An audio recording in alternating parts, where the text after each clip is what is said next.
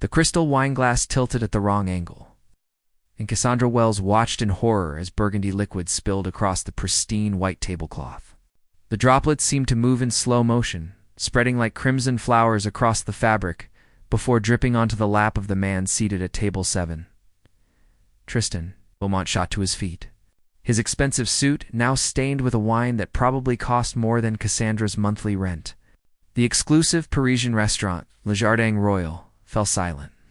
Every diner, every server, every sound seemed to freeze as all attention turned toward the disaster unfolding in the center of the dining room. Cassandra's hands trembled as she grabbed napkins, her face burning with embarrassment.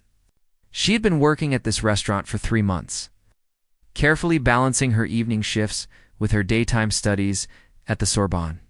One mistake, just one single mistake. Everything felt like it was crumbling around her.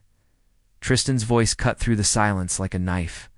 He spoke in rapid French to his dining companion, a silver-haired businessman who looked equally appalled. The words flowed smoothly, dismissively, as if Cassandra were not standing right there. This is exactly what happens when restaurants hire incompetent staff from abroad, Tristan said, his accent polished and aristocratic.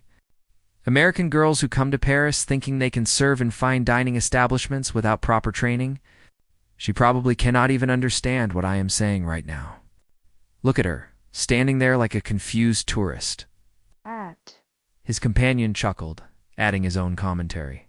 Perhaps she should return to serving hamburgers in whatever small town she came from. This is clearly beyond her capabilities. Cassandra's embarrassment transformed into something else entirely. Anger, sharp and clarifying, replaced the shame that had momentarily paralyzed her.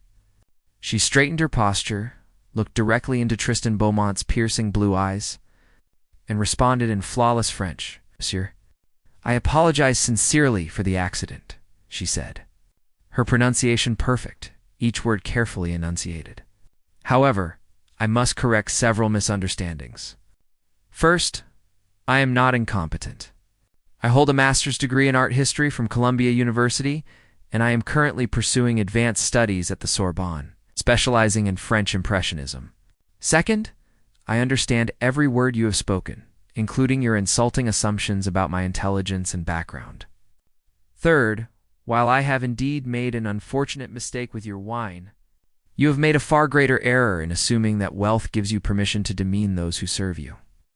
The silence that followed her words was even more profound than before. Tristan's face, which had been flushed with irritation, went pale. His companion's mouth hung slightly open. A smug smile vanished completely. Cassandra continued, her voice steady, despite the adrenaline coursing through her veins. "I will, of course, ensure that your suit is professionally cleaned at the restaurant's expense. But I would suggest that in the future, you consider the possibility that the people around you might possess both intelligence and dignity, regardless of their current employment." Before Tristan could respond, Monsieur Laurent, the restaurant manager, appeared at her elbow. His face was tight with barely controlled fury, though whether directed at her or the situation remained unclear. "Mademoiselle Wells, my office." Immediately he hissed in English, his accent thick with tension. Cassandra nodded, set down the napkin she had been clutching, and walked with as much grace as she could muster toward the back of the restaurant. Behind her, she could hear the murmur of voices rising, conversations resuming, the normal rhythm of the evening attempting to reassert itself in Monsieur Laurent's cramped office. Surrounded by invoices and supply catalogs, Cassandra stood with her hands clasped in front of her, waiting for the inevitable. "Do you have any idea who that man is?" Laurent's voice shook, whether from anger or fear. Cassandra could not tell. "Tristan Beaumont. His family has dined here for 3 generations. His technology company is worth billions. He has investors, connections, influence throughout Paris. One negative word from him could destroy this restaurant." "I understand who he is," Cassandra replied quietly, "but that does not give him the right to insult me in what he assumed was a language I could not understand. You have put me in an impossible position." Laurent rubbed his temples, looking suddenly much older than his 50 years. "I cannot keep you on staff after this incident. Mr. Beaumont will expect consequences. I am sorry, Cassandra. Truly I am. You are a good worker, but I have no choice. Consider this your final evening. The metro ride back to her tiny apartment in the Marais district passed in a blur of fluorescent lights and strangers' faces. Cassandra stared at her reflection in the dark window, seeing not herself, but the uncertain future that now stretched before her. Without the restaurant income, she would struggle to pay rent. Her research grant barely covered tuition and basic expenses. She had come to Paris with dreams of becoming an art historian, of contributing something meaningful to the understanding of the masters she had studied for years. Now those dreams felt fragile, threatened by one moment of clumsiness and one man's cruel tongue. Her roommate, Sophie, a French literature student with perpetually paint-stained fingers, was waiting when Cassandra climbed the 4 flights of stairs to their apartment. "You need to see this," Sophie said, thrusting her phone toward Cassandra before she had even removed her coat. On the screen, a video played. Someone in the restaurant had filmed the entire exchange. Cassandra watched herself respond to Tristan in French, saw the shock on his face, heard her own voice defending her dignity. The video had been posted 2 hours ago. It already had 50,000 views.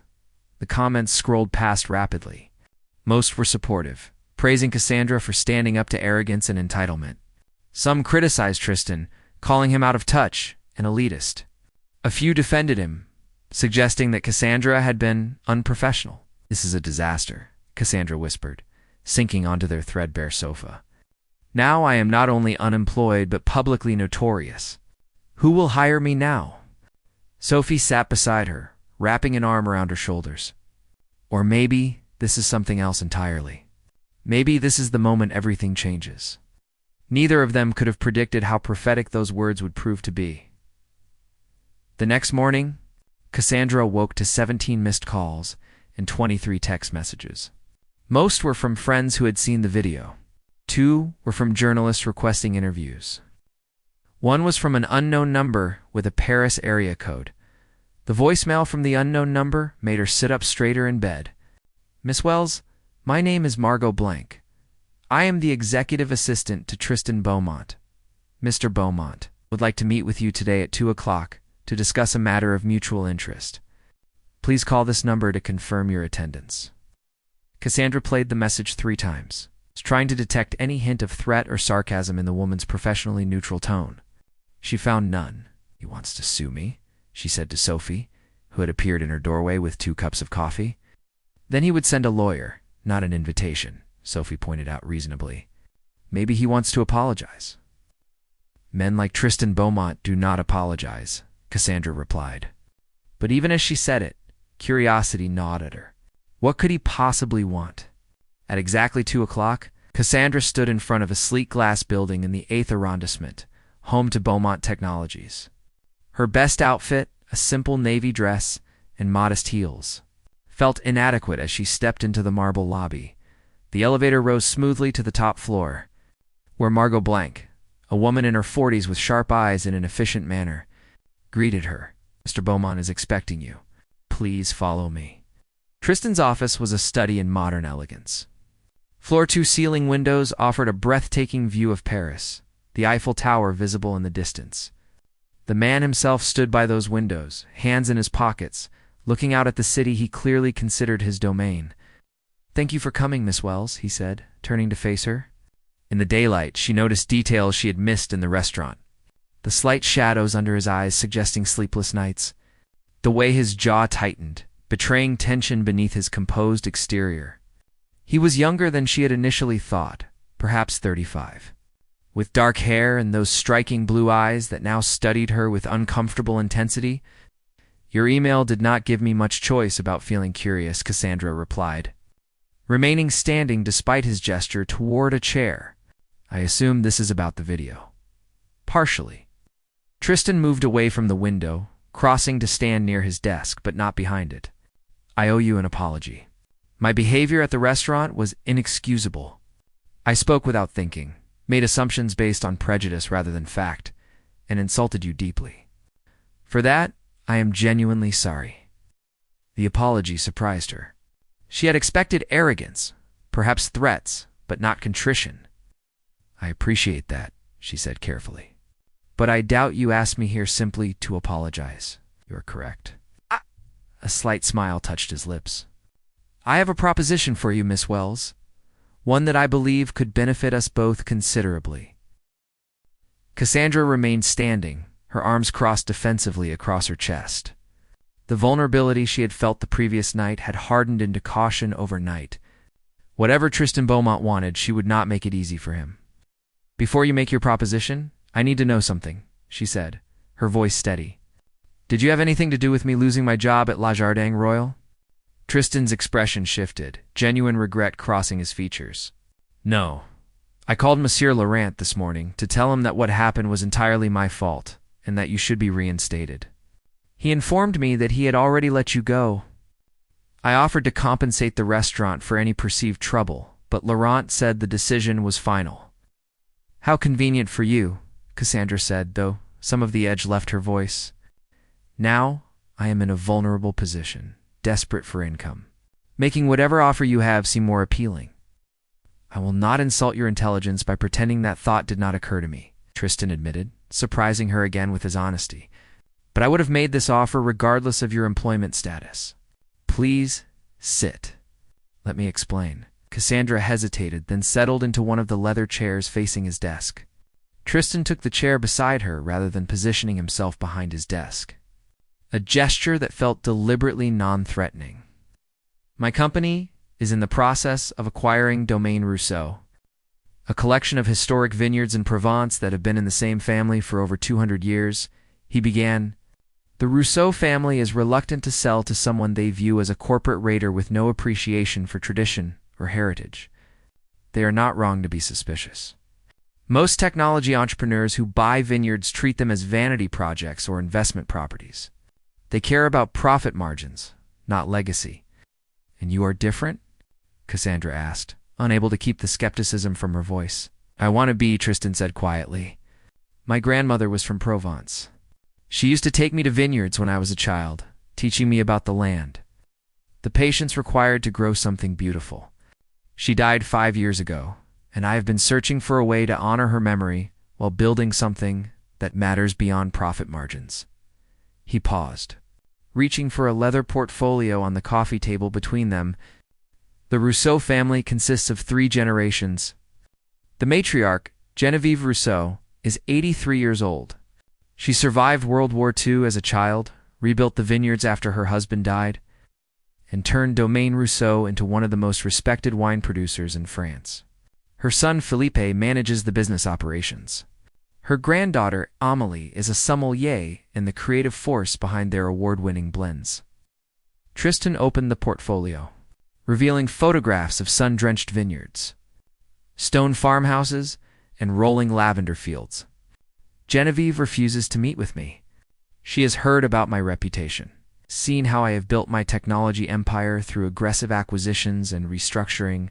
She believes I will destroy everything her family has built." "So you need someone to make you look respectable," Cassandra said, understanding beginning to dawn. "Someone with credibility in art, culture, and history. Someone who can convince her that you actually care about preservation and legacy." "It's not just someone," Tristan corrected. "You specifically.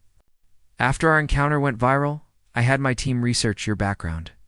Your thesis on the intersection of Impressionist art and French agricultural life in the 19th century is brilliant. You have published articles about cultural preservation. You speak French like a native. Most importantly, you demonstrated something rare in my world. You told me the truth even when it cost you everything." Cassandra felt her pulse quicken. "What exactly are you proposing?" 6 weeks as my cultural consultant," Tristan said, leaning forward slightly. "You would accompany me to Provence, attend meetings with the Rousseau family, help me understand the historical and cultural significance of what I am trying to acquire. You would advise me on how to approach the negotiations respectfully, how to demonstrate that I genuinely want to preserve their legacy rather than exploit it. And in return, 50,000 euros for the 6 weeks, plus all expenses covered. Additionally, I will fund the remainder of your doctoral studies at the Sorbonne, including research expenses and living costs for the next 2 years."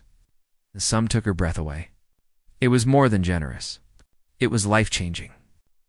With that money, she could focus entirely on her research, complete her dissertation without the constant stress of financial survival, perhaps even publish the book she had been dreaming about. "Why would you invest so much in someone you barely know?" she asked, searching his face for deception. "Because I need someone the Rousseau family will trust," Tristan replied. "Because your viral moment has made you sympathetic, someone who stood up to arrogance and privilege. When they see you working with me, it will signal that perhaps I am not the villain they imagine. Also, because I read your work, you understand something that most business consultants never grasp. You understand that some things have value beyond their price tag." Cassandra stood, moving to the windows that overlooked Paris. The city stretched out before her, beautiful and indifferent. How many people came here with dreams only to discover that survival required compromises they had never imagined making? "I have conditions," she said, not turning around. "Name them. First, I will never lie for you. If you do something that violates the spirit of preservation or disrespects the Rousseau family, I will tell you directly, even if it jeopardizes the deal." "Agreed." "Second, I want a written guarantee that my role is purely consultative. I will not be used as a romantic interest or arm decoration at social functions. This is a professional arrangement only." She heard Tristan stand and cross the room to stand beside her at the window. "That condition is acceptable, though I admit it stings slightly that you felt the need to state it explicitly." Cassandra turned to look at him, seeing something in his expression that looked almost like hurt. Men with power rarely distinguish between what they want and what they are entitled to take. "Then I will make it clear from the beginning," Tristan said, his voice quiet but firm. "I am asking for your expertise, not your affection. You have my word that I will respect those boundaries completely." "Third," Cassandra continued, "I want a letter of recommendation for academic positions when this is finished. From someone with your connections and reputation that could open doors. Consider it done." Oh. "Do we have an agreement, Miss Wells?" Cassandra looked at his outstretched hand, considering everything that accepting it would mean. 6 weeks with a man who had insulted her in a world completely foreign to her own, but also 6 weeks to study historic vineyards, to immerse herself in the culture she had dedicated her life to understanding, and to secure her academic future. She took his hand. "We have an agreement, Mr. Beaumont." "Tristan," he corrected, his grip warm and steady. "If we are going to convince anyone that I am capable of change, we should at least be on a first-name basis." "Cassandra," she replied, releasing his hand and trying to ignore the unexpected flutter in her chest. 3 days later, Cassandra found herself in the passenger seat of Tristan's sleek black car. Driving through the countryside of Provence, they had taken the train from Paris that morning, arriving in Avignon before Tristan retrieved his vehicle from a private garage. The landscape transformed as they drove deeper into wine country. Rolling hills covered in neat rows of grapevines stretched toward distant mountains. Stone villages perched on hilltops, their terracotta roofs glowing in the afternoon sun. The air smelled of lavender and wild herbs, warm and intoxicating. "Tell me about the Rousseau family dynamics," Cassandra said, reviewing her notes. "If I am going to help you navigate this, I need to understand the relationships." Tristan kept his eyes on the winding road, but his voice took on a thoughtful quality. "Genevieve is the heart of everything. She was 20 years old when the Germans occupied France. Her father hid resistance fighters in the wine cellars. After the war, she married Claude Rousseau, whose family had owned the vineyards for generations. When Claude died in a tractor accident 30 years ago, everyone expected her to sell. Instead, she took over completely, learned everything about wine production, and turned Domaine Rousseau into what it is today." "And her son, Philippe?" "Practical, business-minded, probably the most open to selling. He understands that maintaining these vineyards requires capital they do not have. The equipment is aging, the buildings need restoration, and competition from larger producers is intense. He loves his mother and respects the legacy, but he also sees the writing on the wall." "The granddaughter, Amélie?"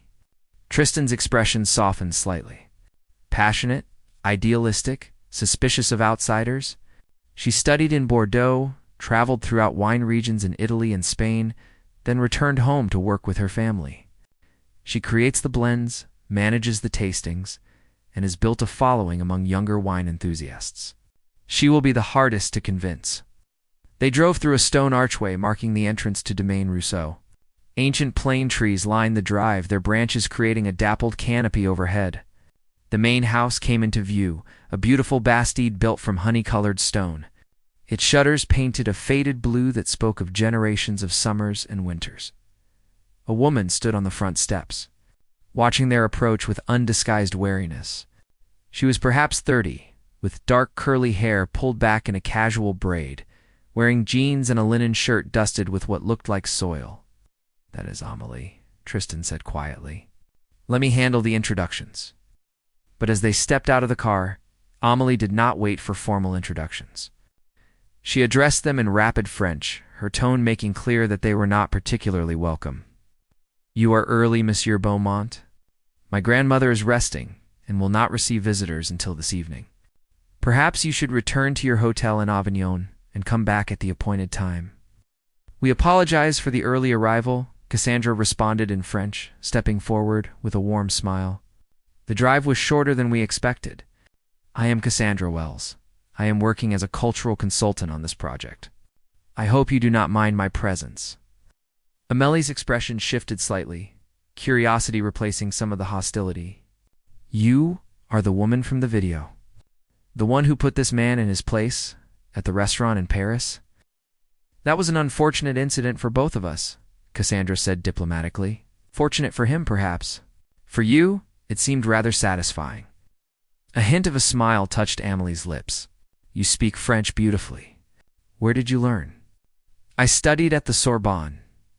My research focuses on French Impressionist art and its relationship to agricultural life in the 19th century. "Then you should see our cellars," Amélie said, her manner warming considerably. "We have paintings from that era. My great-great-grandfather commissioned local artists to document the harvests. Come, I will show you while Monsieur Beaumont waits here." Tristan shot Cassandra a look that was equal parts surprised and approving. She followed Amélie toward the stone buildings that housed the wine cellars. Feeling his eyes on her back, this was going to be an interesting 6 weeks indeed. The wine cellars were cool and dim, carved into the hillside generations ago. Wooden barrels lined the stone walls, their surfaces dark with age and use. But what captured Cassandra's attention were the paintings hanging between the barrels. Protected by careful placement away from moisture and direct light. "These are extraordinary," Cassandra breathed.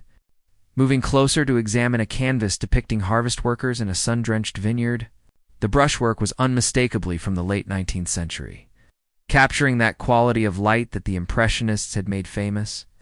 This is unsigned, but the technique suggests someone who studied with the masters. "My great-great-grandfather.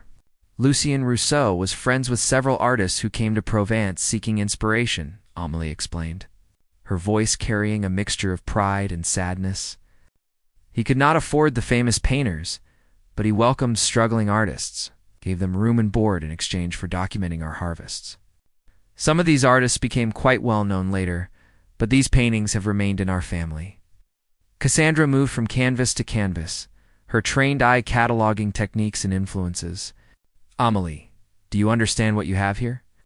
These are not just family heirlooms. This is cultural history. The way these artists captured the relationship between people and land, the dignity they gave to agricultural labor. This is exactly what the Impressionist movement was trying to achieve." "You see it," Amélie said quietly. "Most people who visit see only old paintings in a wine cellar, but you understand what they represent." "I do," Cassandra replied, turning to face the younger woman. "Which is why I need you to understand something about why I am here. Tristan Beaumont has asked me to help him appreciate what your family has built. Not just the business value, but the cultural legacy. I cannot do that unless you help me understand what this place means to you." Amélie studied her for a long moment, then nodded slowly. "Come, let me show you the rest before my grandmother wakes. Then you will understand why we cannot simply sell to someone who sees only profit." Over the next hour, Amélie guided Cassandra through the estate. She showed her the original press house, still operational, where grapes had been crushed for over 200 years. She explained how her grandmother had insisted on maintaining traditional methods, even when modern technology promised greater efficiency. She spoke about the workers, some whose families had been with Domaine Rousseau for 4 generations, who knew each section of vineyard as intimately as they knew their own children. The problem, Amélie said, as they walked between rows of vines heavy with ripening grapes, is that maintaining all of this requires money we do not have. The roof on the main cellar needs replacing. Our fermentation equipment is failing. We need to upgrade our bottling line to meet new regulations. My father has calculated that we need at least 2 million euros just to keep operating at current levels. Tristan's offer would provide that, Cassandra said gently. Ow! His offer would provide money. Yes, but at what cost? Men like him buy places like this as trophies. They change everything to maximize profit, fire the old workers to hire cheaper labor, place our traditional methods with industrial processes. Within 5 years, Domaine Rousseau would exist only in name. Everything my grandmother built, everything my family has preserved, would be gone. They had reached the top of a hill overlooking the entire estate. The main house sat in the valley below, surrounded by vineyards that seemed to stretch endlessly under the provincial sun. Lavender fields bordered the property, their purple blooms creating rivers of color through the green landscape. What if he was different? Cassandra asked. What if Tristan genuinely wanted to preserve what your family has created? Then he would be the first person with that much money who did, Amélie replied, her voice tinged with bitterness. Forgive me, Cassandra. I like you. I believe you are sincere. But I've met men like Tristan Beaumont before. They say beautiful things about heritage and legacy, but ultimately, they care only about their investment returns. That evening, Cassandra sat beside Tristan at the long wooden table in the Rousseau dining room.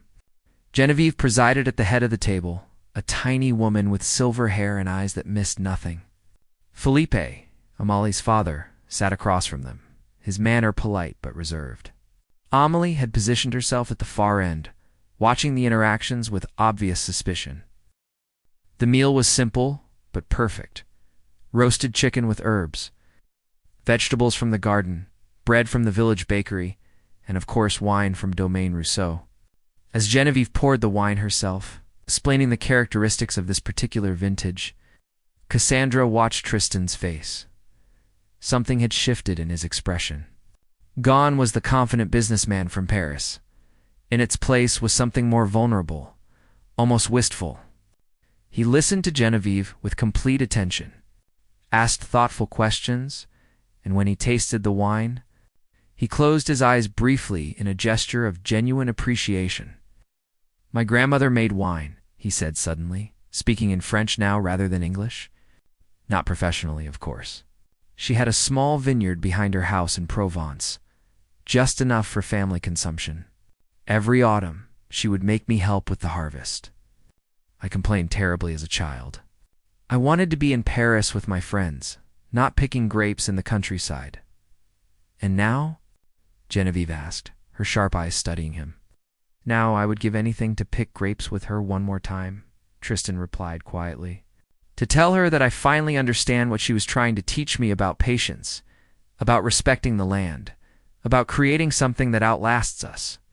The table fell silent. Even Amélie's suspicious expression had softened slightly. Your grandmother was Marguerite Beaumont, Genevieve said suddenly. From the village of Lermerin. I knew her slightly. We attended the same wine cooperative meetings for many years. Tristan looked up, surprise evident on his face. You knew her? She spoke of you often, Genevieve continued. She worried that you were losing yourself in the world of technology and money, that you were forgetting where you came from. But she was also proud of what you built. She showed everyone the articles about your company, even though she did not fully understand what a technology company does. Something in Tristan's composure cracked. His voice, when he spoke, was rough with emotion. She died before I could show her that I had not forgotten. Before I could prove that the lessons she taught me still mattered. Perhaps, Genevieve said softly, that is why you are here now. the conversation shifted to other topics. But Cassandra noticed that the atmosphere had changed. Philippe asked Tristan intelligent questions about his business philosophy. Amélie, though still cautious, engaged in a discussion about sustainable vineyard practices. By the time dessert was served, a lavender-infused panna cotta that Amélie had made herself. The evening felt less like a negotiation and more like a gathering of people trying to understand each other.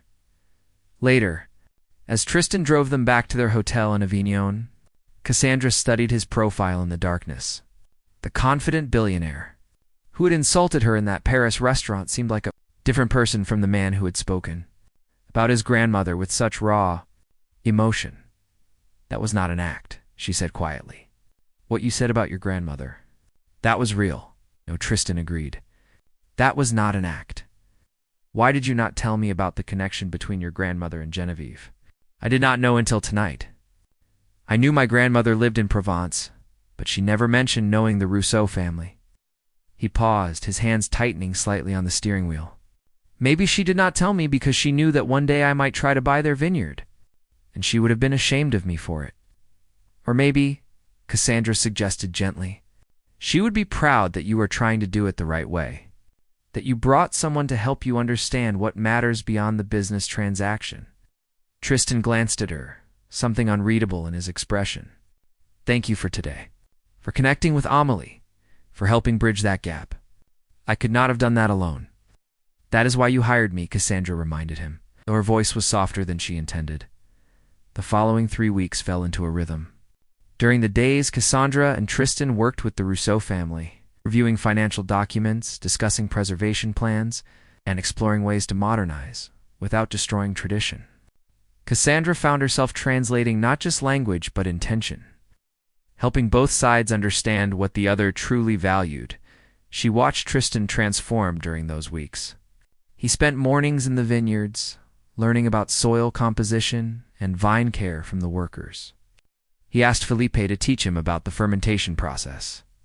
He sat with Genevieve in the evenings, listening to stories about the vineyard's history, about surviving the war, about the hard decisions required to keep a family legacy alive. But it was the time with Amélie that revealed the most. The young winemaker slowly warmed to Tristan, especially after he proposed an idea that surprised everyone, rather than a traditional acquisition. He suggested creating a foundation that would own the vineyard, with the Rousseau family maintaining operational control while Tristan provided the capital for modernization and preservation. Foundation would ensure that Domaine Rousseau remains dedicated to traditional methods and cultural preservation. Tristan explained during a meeting in the main house. Your family would have guaranteed positions in perpetuity. Profits would be reinvested in the vineyard and in supporting other small, traditional producers in the region. I would serve on the board, yes, but without controlling interest. This would not be about me owning your heritage. It would be about ensuring that your heritage survives. Philippe looked stunned. This is not what we expected. You would invest millions with no guarantee of return.